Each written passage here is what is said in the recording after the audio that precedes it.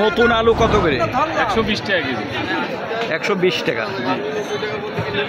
এর আগে শুনলাম যে 300-400 টাকা কেজি। কমবে তো বটে, আস্তে আস্তে সব কিছু কমবে, এখন আমদানি করে সব কিছু। টমেটো কত করে? টমেটো আছে 150 টাকা কেজি। নতুন আলু ভাই বেচতেছি 120 টাকা, 115 টাকা কেজি।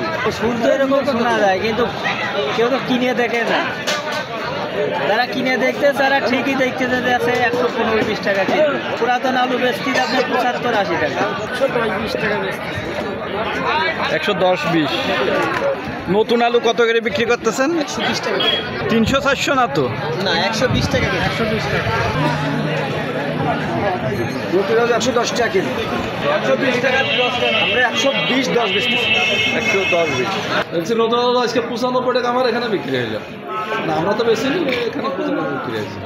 আর বাজারে ওরা বিক্রি করতেছে কত? 110-20 টাকা। 10-20 টাকা। কত করে নতুন আলু কত করে? 120 টাকা কেজি। এগুলা কি এলসি? সবাই বলতেছে এলসি, তাহলে এলসি।